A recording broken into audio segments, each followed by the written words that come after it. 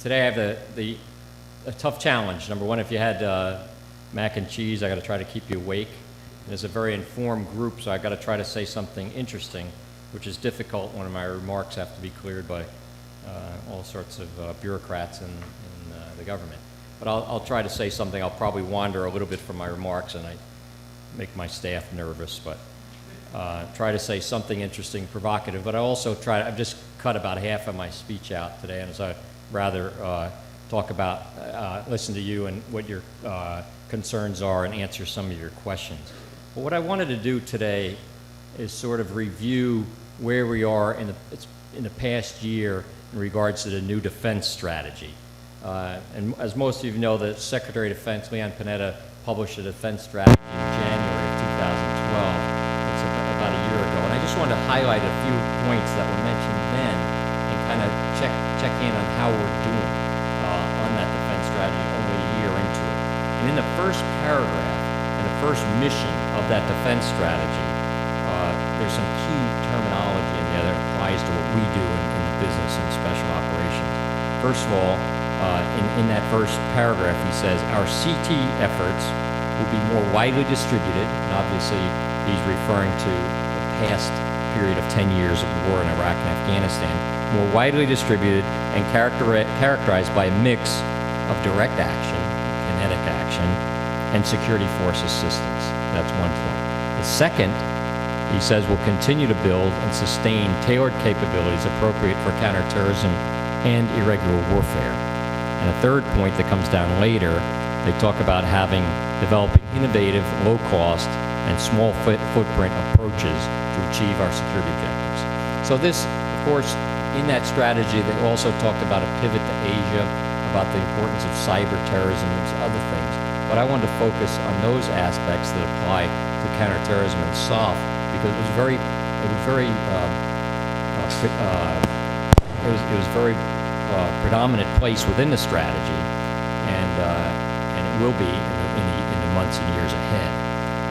And I can report to you already in the last year, using some of the elements of this strategy, we've had some initial successes. And obviously, in the counterterrorism business, you don't want to take too much credit or too much success, because the next day you could have a terrorist attack. But it is important, I think, to recognize where we've had success in order to on those and keep the morale of our own forces, our own government, and those of our allies high, because we know we can have a positive effect against these threats. And two of the areas, and I'm going to circle back to them, where we have had success in the last year are in Somalia and Yemen. And both of those places, using these small footprint approaches, we've had great success. A year ago in Yemen, Al-Qaeda had taken over vast swaths of territory inside of Yemen and was really threatening the state in Yemen, and also threatening to reestablish some capabilities that were very problematic.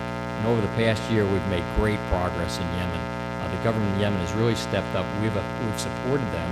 It's consistent with the strategy components I spoke about earlier, and with a great deal of success. A long way to go for sure, but we've certainly turned the corner and moved in the right direction. Same thing in Somalia.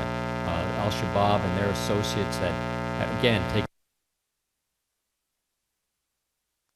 to the region and potentially to the U.S. We've again pushed back over the last year, again using these small footprint approaches, and pushed Al-Shabaab out of major cities, consolidated control of Mogadishu, pushed them out of Kismayo. We've had great success in pushing them into the hinterland of Somalia. They haven't gone away. They're a persistent group, but again, using these approaches, we've been very, very successful. So I think we're already beginning to implement parts of those strategies with some success. And I think you can see in our strategies, our policies and programs in Yemen and Somalia, some of the components of how our strategy might look in the months and years ahead. Of course, every threat, every region has its own peculiarities, but there are some consistent themes of how we've done business there that we may see in other parts of the world. So let me pause there and go in. Before I want to talk about our counterterrorism strategy, is I want to do a brief review on how I see the Al-Qaeda threat emerging. And bear with me, as a lot of you know this, understand that you track it closely, but let me just share with you a few of my thoughts on how I see it evolving. First of all, we know that Al-Qaeda is always evolving, massicizing, showing up in different parts of the world. But in my view, without a doubt, still the primary area of concern for me, it has been since 1996 when I started dealing with this, is in that mountainous border area between Afghanistan and Pakistan. That's where Al-Qaeda senior leadership still resides. They've taken a beating over the last 10 years there. We've really diminished them. But again, that's where the senior leadership resides. That is an area of constant concern for us and remains of primary importance for dealing with Al-Qaeda, even as we look around the world as they evolve. Secondly, the other area, which is, again, consistent over the last 15 years, is Yemen. And remember, the USS Cole, back in August of 2000, that was an attack off the shores of Yemen. Yemen has always been a persistent place of Al-Qaeda present and will remain for a long time. So that also remains a very important place. And as we know, in 2009, we had the underwear bomber in Detroit around Christmas time with a failed attack. We had the interdicted toner cartridge bomber in 2009. We also had a plot with some airlines coming from Europe to the U.S. that was disrupted. All of those were out of Yemen. These were very serious plots that were interdicted, and so Yemen remains a major concern for us because of their demonstrated capability to plan and conduct strategic attacks against the U.S., both in the region, as they did in the Cole, in the case of the USS Cole, or in their intent and capability to reach to the homeland. The third area, again, not a new area, that's East Africa. I talked a little bit about Somalia, but remember, Al-Qaeda bursts onto the scene in 1998 with 2 attacks against our embassies in Nairobi and Dar es Salaam in August of 98. They've been there for a long time in East Africa. They will remain there for a long time. We've had some great progress, but those 3 traditional areas, the AFPAC border area, Yemen, East Africa, have been and will continue to be areas of Al-Qaeda persistence. Fortunately for us, we've been able to batter them in all of those 3 areas over the last 10 or 11 years with a great deal of success. And we measure success in our primary metric is preventing Al-Qaeda from attacking us strategically, and particularly in the homeland, but also against other major strategic targets overseas. And we've had great success in that over the last 10 or 11 years. Some people say we've been a little bit lucky, you know, with the underwear bombers and other incidences that haven't quite gone right for Al-Qaeda, but I'd say it's more than luck. Because we put them under pressure around the world, because it's more difficult for them to train and deploy operatives, they make more mistakes. And perhaps the best example I like to talk about in describing that is the failed attack in Times Square by Faisal Shahzad. Faisal Shahzad, of course, was a passport-carrying U.S. resident, lived in Connecticut with a wife and family, multiple trips to Pakistan to be trained, came back, tried to blow up a bomb in Times Square, it failed. Some people say we're lucky. I think it's more than luck. The reason he failed, first of all, he didn't get to Al-Qaeda to be trained. He was trained by the Pakistan Taliban. He couldn't get to Al-Qaeda. Al-Qaeda's under enormous pressure in the Fatah. So he trained with another group that perhaps weren't able to give him the proper explosives training, because that bomb he created in Times Square didn't work. He didn't get good enough training because those camps are under enormous pressure. He also had no network to support him. He was by himself, because it's very difficult in New York City as the head of counterterrorism in that area and working with the FBI and within NYPD. All the operatives in that area know if they talk to someone, there's a good chance that person is an informant. So Faisal Shahzad operated by himself, and it's hard to build a bomb by yourself and conduct the operation. He also wasn't a suicide bomber. Why? Because he wasn't in those camps long enough to be indoctrinated. And so these factors led to the failure of the attack weren't just luck.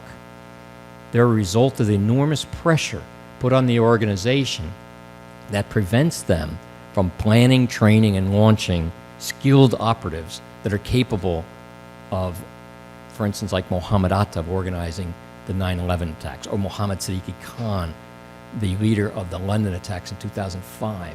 They don't have, they're lacking that capability. And they certainly want to rebuild it. And our task is to prevent them from doing that again. So let me talk, I talked about those three persistent areas of al-Qaeda's presence, and they're not going away out of any of those areas anytime soon. But we also have new and evolving threats. And again, you see these on the front pages of the newspapers every day, but I want to talk about two of them. Number one, and they're both on my mind every day. First, in Syria. In Syria, we have a result of 2 years of this violent uprising against President Assad.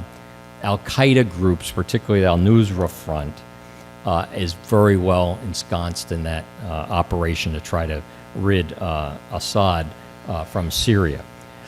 Al-Nusra is keeping a low profile in terms of its connectivity to Al-Qaeda, but they, in fact, are very closely associated with Al-Qaeda. They've been designated by the State Department as a terrorist organization, and we believe they are trying to hijack the struggles of the Syrian people to get independence from Assad and perhaps put their own agenda on a post-Assad Syria. This is something of great concern to us and the folks, the entire region of the agenda of the al-Nusra Front as part of this revolution against the Assad regime. Other than Syria, the other concern we have, of course, is in North Africa. You have to relearn all these terms. The Maghreb, the Sahel. As most of you know, the Maghreb is that North African states along the Mediterranean. I think Maghreb means, I can't remember what it means in Arabic. I just forgot. Sahel is the area right below the Maghreb. So you have the Maghreb, the northern states, and the Sahel right beneath that, the Saharan area. Those two areas are of major concern to us. Areas that were disrupted by the Arab Spring, a lot of instability, and out of that instability, al-Qaeda networks have taken advantage and have moved in there. And the two most important things to understand about that instability is in Libya, in the post-Gaddafi area, places awash with weapons that are moving throughout the whole area. And in northern Mali, to try to explain a situation very quickly, you had a Tuareg rebellion, a tribal rebellion in the north, that kicked the Malian army out of the north. That rebellion was quickly hijacked by AQ and other affiliates, and they gained control of an area about the size of Texas in the state of Mali. And that area, until the last week, had been under control of AQ and its affiliates with a sanctuary virtually of impunity. Fortunately, the French have had great success in the last week and are moving to consolidate those major cities in northern Mali, and as a first step in trying to rid that region of these AQM and affiliates that have set themselves up in northern Mali. So in this area, really reaching from Cairo, from Egypt in the northeast corner of Africa, across North Africa into the Maghreb, talking about Libya, Tunisia, down through the Sahel, southern Libya, Mali, and all the way down to Nigeria, sort of an inverted L.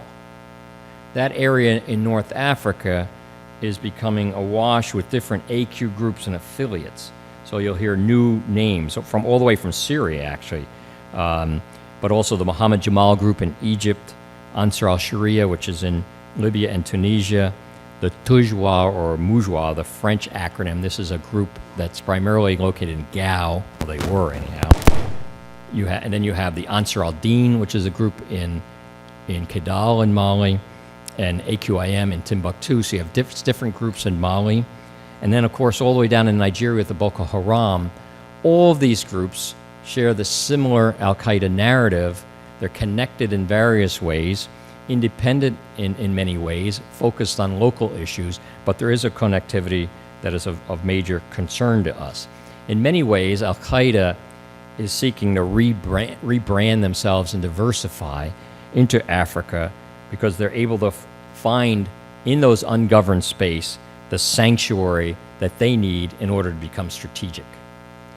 And so, it was interesting. When I was at NYPD, we looked at the problem from inside the U.S. out as opposed to when I'm in the federal government and looking at the problem from the outside, in an international world. And when I was at NYPD looking out, what worried me about sanctuaries of impunity like existed in Afghanistan prior to 9/11, so I tried to track certain developments in those sanctuaries that made me nervous. And I say it starts with a sanctuary of impunity. If Al-Qaeda can sit in space without pressure on them, they will start to do certain things. The first thing they'll do is they'll establish camps, not like the camps prior to 9/11 Afghanistan, these very well-structured camps. These are smaller, more mobile, because they know they can be targeted. But in those camps, they begin to provide people more training, not only in small arms, but explosives training, like they tried to give Faisal Shahzad, the Times Square bomber.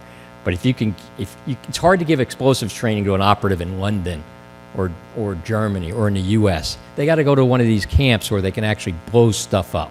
If they don't do that, the chance of the explosive failing is much higher. So if I see camps and explosive training and the movement of operatives from the West into those camps, I begin to get nervous. And when I begin to see connectivity of the operatives to other groups that provide the level of expertise, the trade craft to those individuals, the local Al-Qaeda affiliate can develop a strategic capability, strategic reach, which requires a special type of operative who's not only highly trained in explosives and tradecraft, but also has the ideological dedication to organize a tightly knit cell and conduct a serious strategic attack against the U.S.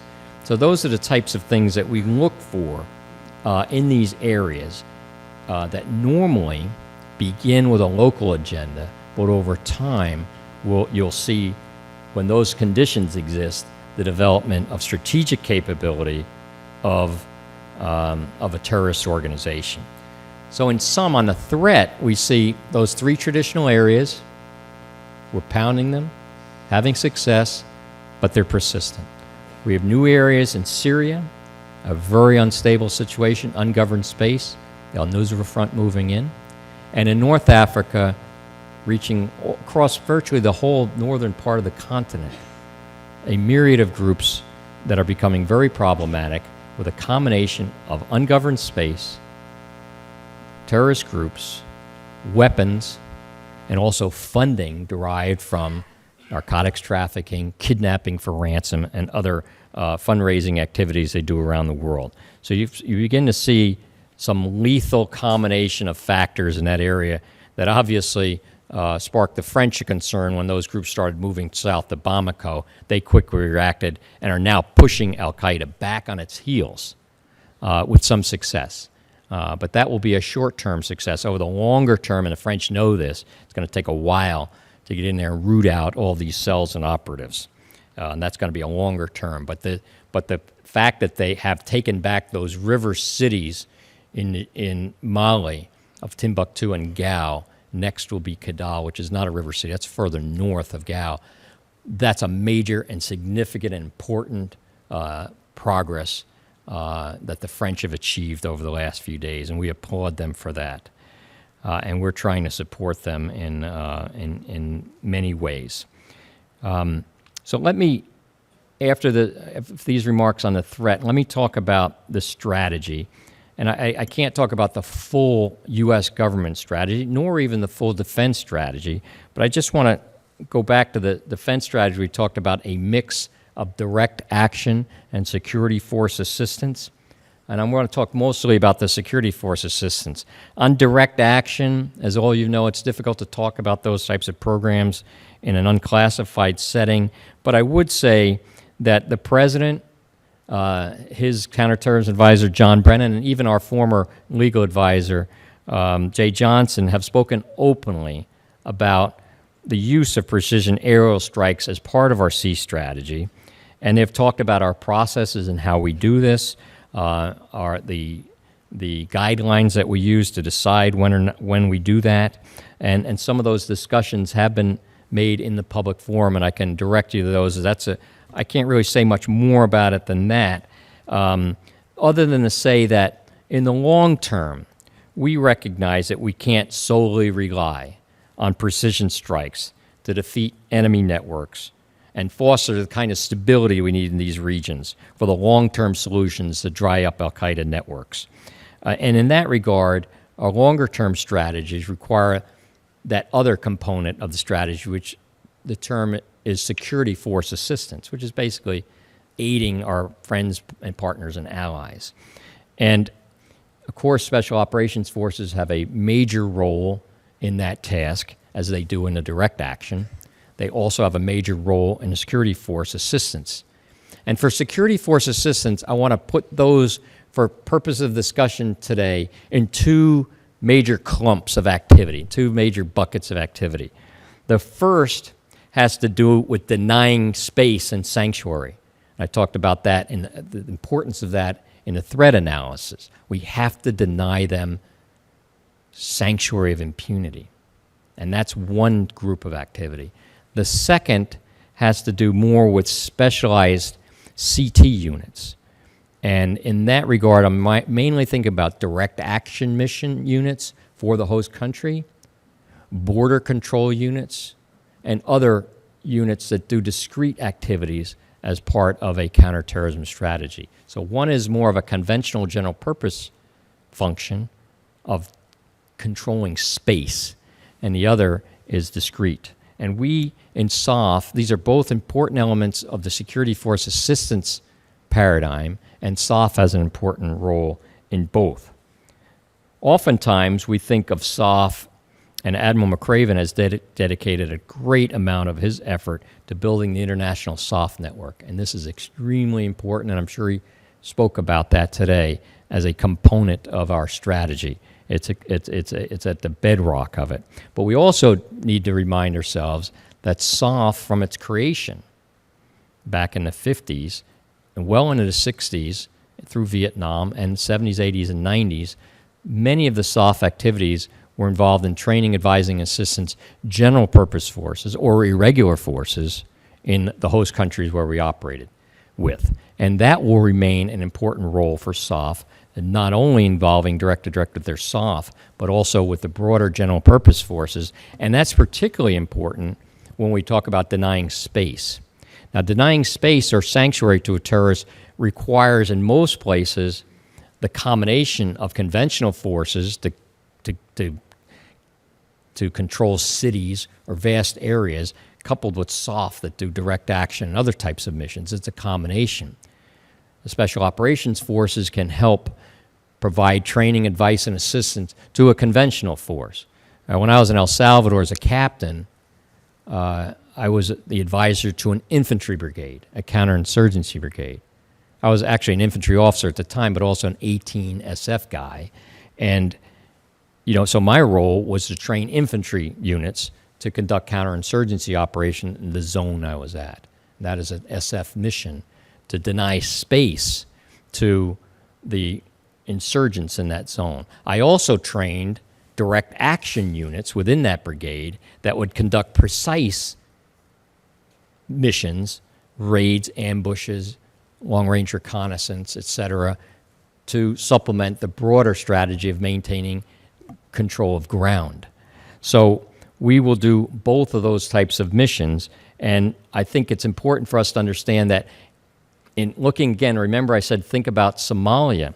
In Somalia, because the nation state was basically broken, and right now with a new president, they're just starting to stand on their feet again, we used the African Union and a multinational force led by the Ugandans, very capable. By the way, their force commander was a NDU graduate, a very professional officer. We had a good relationship with him. So the Ugandans were in Mogadishu, the Ethiopians were in the north, the Kenyans in the south in Kismayo, and they did a darn good job, and we helped them. And their job was to control space. Concurrent to that activity to control space and push al-Shabaab off to the Netherlands, we had our other missions that took it to high-value targets and other leaders of the organization. Coupled together, we had a strategy that worked. In Yemen also, the Yemeni military and their Minister of Interior and the use of these irregular popular committees were instrumental in gaining space back from al-Qaeda that had gained, as I mentioned earlier, these big swaths of territory in Yemen.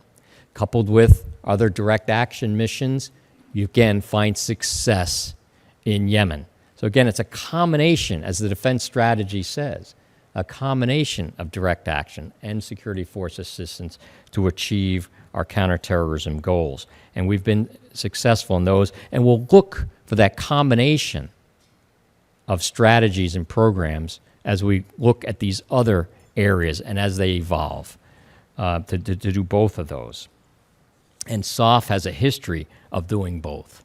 As I mentioned, training regular forces to control space and training the most highly trained national mission forces of select countries. We have a great track record in both of those. I want to talk about two more areas of importance when we think about these issues of security force assistance. The first is I want to talk about the Congress. The Congress has been very supportive of the executive branch since 9/11. No question about it, for both administrations, the two Bush administrations through the Obama's first administration and the second administration. The Congress has been a very important and productive partner with the executive branch in providing the funding, the authorities, the support for this global campaign against al-Qaeda and its affiliates. And I'd like to say, for this issue of security force assistance, they have provided the Department of Defense some very important authorities and funding in order for us to do this.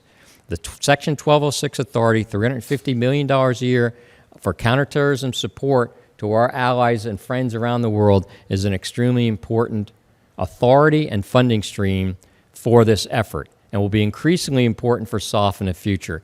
It's an authority that we really want to work hard with the Congress to protect.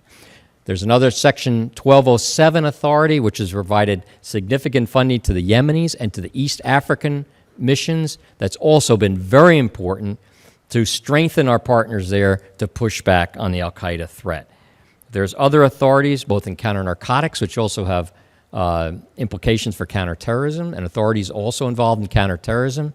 A 1208, which is more of an operational authority, not an assistance authority. But all of these together, the Congress has shown a great deal of wisdom, in my opinion, in providing these authorities to the Department of Defense that give us the tools to do these type of operations over the last few years. And I think these have been very successful and will be very important. And by the way, one of the other programs is the Combating Terrorism Fellowship Program. Some of you might have seen me talking to some of the fellows here before this, before my remarks here right now, to some of those fellows. These are our partners around the world, where we work with them, we go to school together, we develop the relationships, the partnerships that are going to pay dividends as we go after these terrorist groups in the future, because they're our mutual enemy.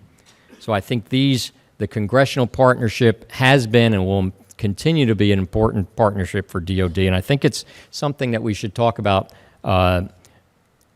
more in the public sphere, because, we're going into, it's no secret to say we're in an era of constrained resources. And foreign aid isn't always the most popular thing when we have demands at home.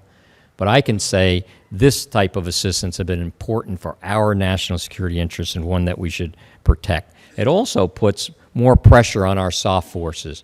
When we get money to help train, equip, advise, and assist foreign countries, we better get the most out of those dollars so we can justify our taxpayer money in those investments. So not only do SOF operators have to be the best, most skilled combat operators, they also have to be the best in translating those skills to our partners around the world. And at the same time, share with them our understanding of respect for the rule of law, of human rights, of legitimate constitutional government, which goes hand in hand with the training in the particular skill set of counterterrorism. Finally, let me talk a little bit about risk. For political leaders, there's always, whenever you are confronted with a new problem set and you're considering policy options, you have to weigh risk. And there are risks involved in our security assistance strategies, as there are risks involved in any CT strategy. And some of those risks are when we partner with a country that's operating and needs assistance, many times those countries are under enormous stress. Their militaries are under stress. They don't have enough training. They don't have enough funding. They don't have the right equipment. And some of them have a poor record in regards to support for human rights or the rule of law. So we risk sometimes partnering with countries that may embarrass us. We also risk, obviously, by sending people in harm's way, we risk getting our soldiers killed or wounded. We risk, perhaps, by operating with partners, getting involved in operations that might embarrass us.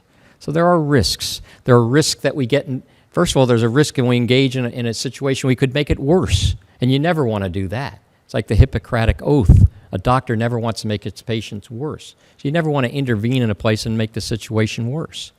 You don't want to get involved when you're after a particular counterterrorism objective. You don't want to get pulled into other conflicts and areas where we don't have as big of interest. So there's a whole myriad of risks involved in getting engaged in security force assistance, whether you're training conventional force or elite counterterrorism units. At the same time, there's a risk of inaction. If you don't act or you wait too long, you risk that development of that strategic capability from Al-Qaeda organizations to get that type of training, tradecraft, connectivity that enables them to move from a tactical operation to a strategic threat to the U.S. So we have to balance those risks. And I think the SOF operator has to understand that. Even that NCO, field grade officer, was operating out in some compound in some dusty area, that their presence has a strategic implication. The risk that policymakers take in deploying them, they should understand. A risk of them getting hurt, of them getting involved with a unit that goes in the wrong direction.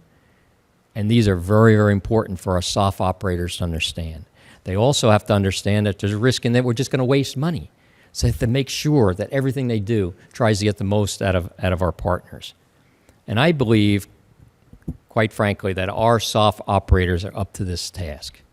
I think they have the level of expertise and the level of maturity that we can trust them to deploy them to different parts around the world, outside of the big, huge operations of Iraq and Afghanistan, but in small numbers in far-flung places of the world, to protect our national interest, to work with partners around the world, to continue to crush the Al-Qaeda threat, but consistent with a new defense strategy that talks for this low-footprint, low-cost approach, dealing with our partners, providing advice and assistance.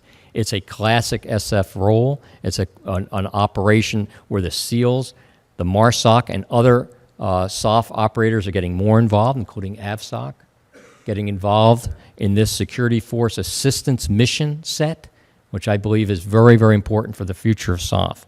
I think I'll close by just saying for the defense industry, I think it'll also be important to understand that these partnerships also will require us to provide the proper types of equipment and technologies to our partners so that they can effectively counter these threats. They're not always going to get the best American equipment. Some of those technologies are protected. But we can give them a lot of the stuff that they need that's enabled us to be so proficient over the last 10 years. They will get a lot of that equipment. We'll help them use that, and they'll become more effective. So again, I see the partnership, not the partnership that we've had with the private sector over the last 11 years that has been so important to our success, evolving along with the defense strategy in terms of providing those types of equipment and expertise to our foreign partners so they can enjoy some of the success that we've enjoyed over the last 10 years. So I think I'll close on that. I appreciate your time and attention to some of these thoughts I had. I thought I'd share them with you, and I'd appreciate any questions or comments you have at this time. So thank you very much for your attention.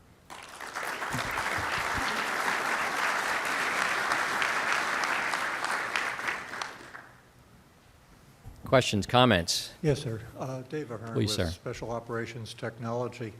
I asked Admiral McBraven about sequestration and a possible fiscal hit on SOCOM, and his response was actually that CR worries him more as far as a financial hit. He's also concerned about sequestration, which would be on top of that. Then I asked the Vice Chairman of House Armed Services, Mac Thornberry, well, what's going to happen if these do come in? What is going to happen in SOCOM? And he said there may be cuts. For example, ground mobility vehicle 1.1. I'd like to ask you about a third area. As far as if we have a CR continuing for some time, and we also have sequestration, what is the impact likely to be on the larger services, Big Army and the others, as far as their ability to provide the needed support for special ops missions? Well, I think, let me say that the Secretary of Defense has been very explicit on this, and you can check all his quotes. He is very concerned about the impact of sequestration and even on CR to the department, and he's put an enormous effort in trying to mitigate the impact of those potential situations down the road. You know, I wish I could answer your question, but I really can't, other than to say that, let me just say this. We are going to be in a period of fiscal restraint coming in the years ahead. That is no secret to anybody. And we're just going to have to figure it out. Whatever is dealt to us by our political leaders, we in the Department of Defense, we're going to have to manage it, and we will.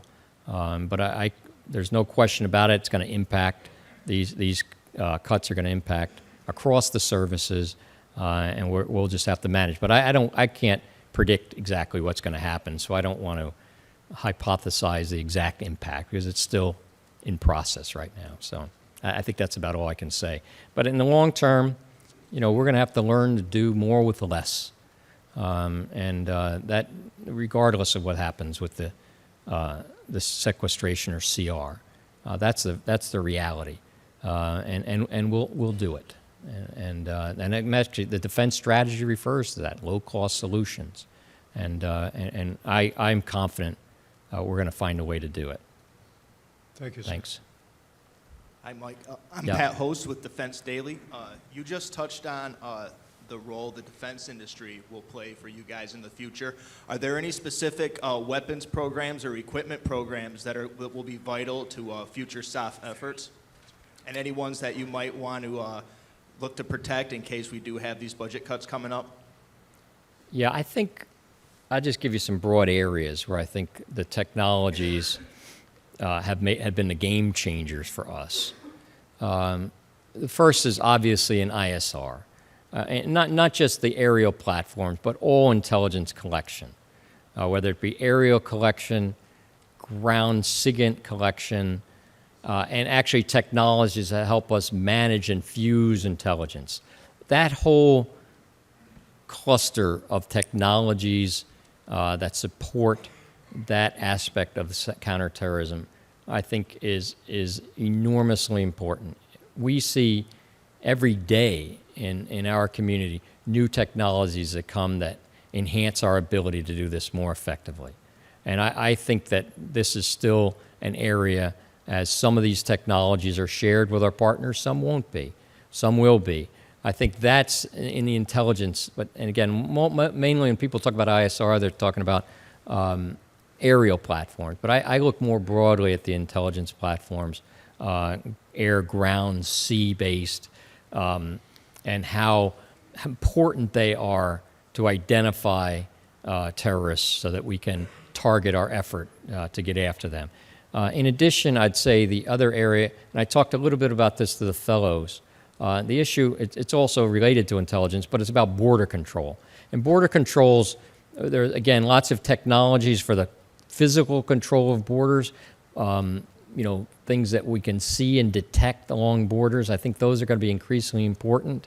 And I think the other areas, again, in identity management, the biometric technologies that are coming online around the world, I think are going to increasingly make it more difficult for terrorists to move and communicate. And as I mentioned in my remarks, how important that is to put pressure on a network.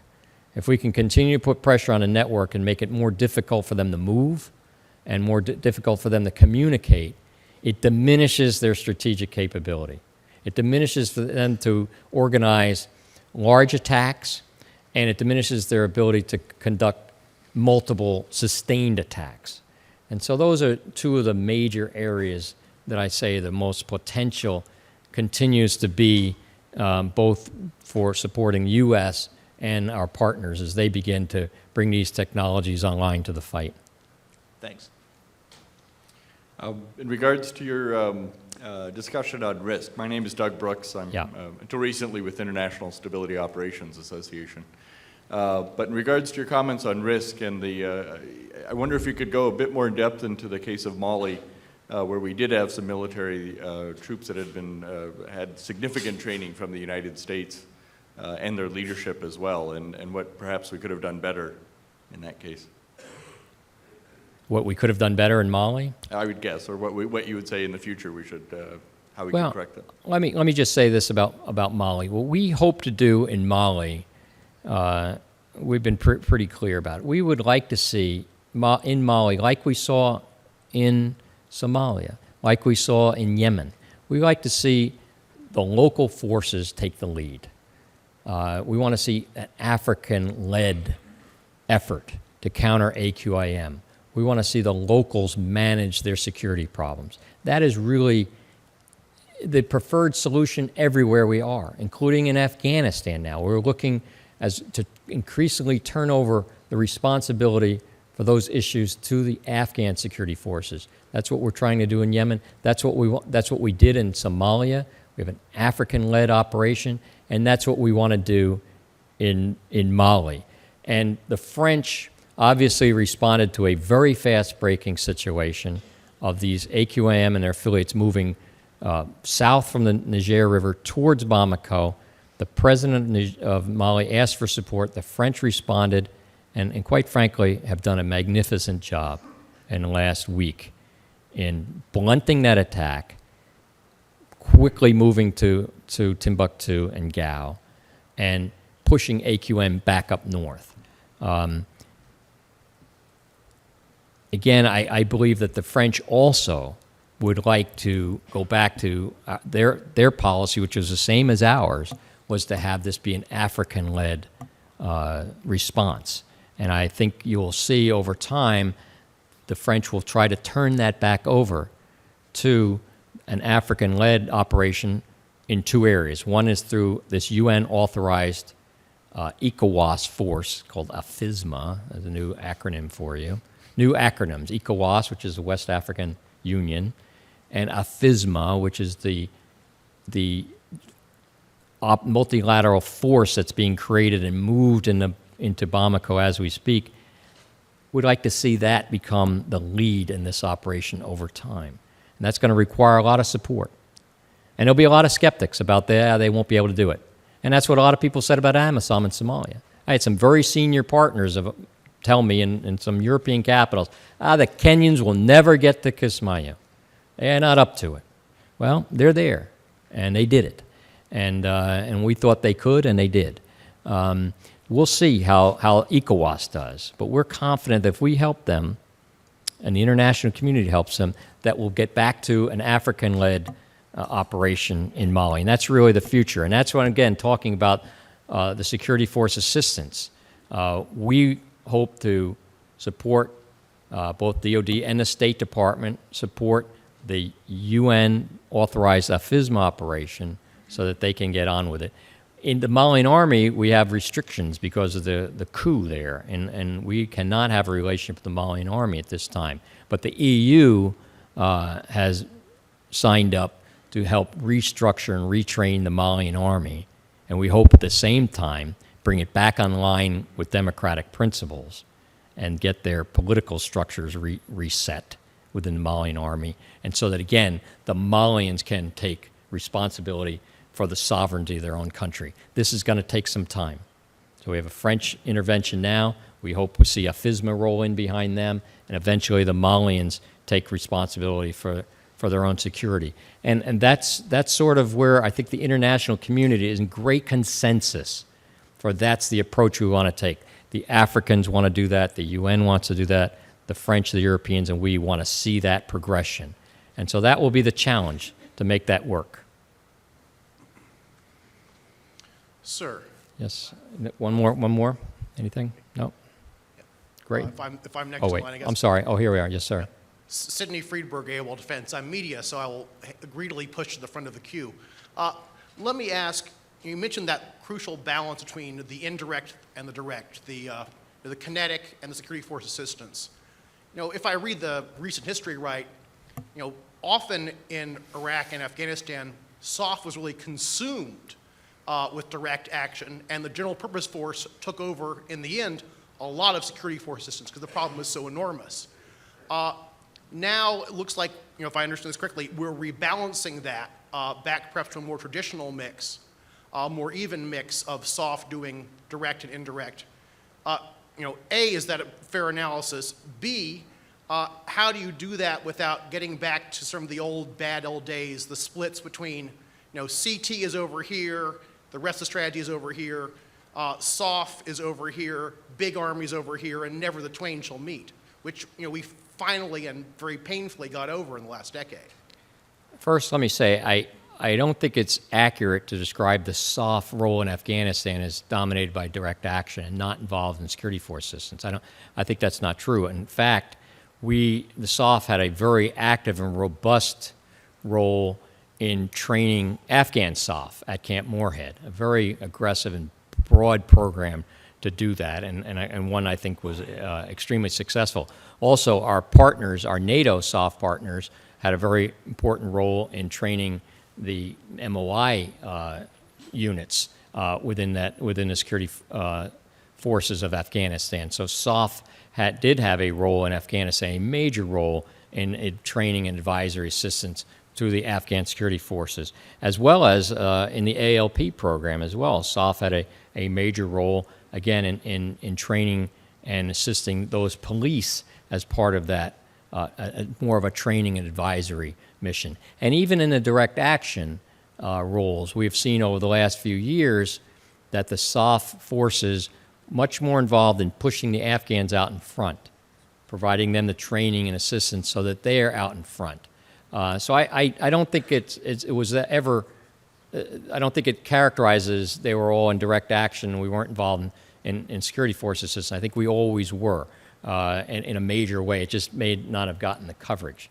Obviously, over the last few years and looking forward, that becomes the more predominant aspect of the strategy.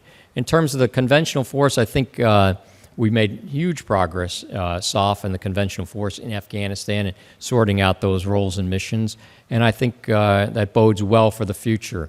And I think the general purpose force, the Army, Navy, Marines, Air Force will all find a way. They all have a very important role in security force assistance, in partnering and providing certain skill sets and abilities to the equation. And I think we're going to look forward to teaming with them on that. I give, as an example of that, SOF operators often train special units on air mobile operations.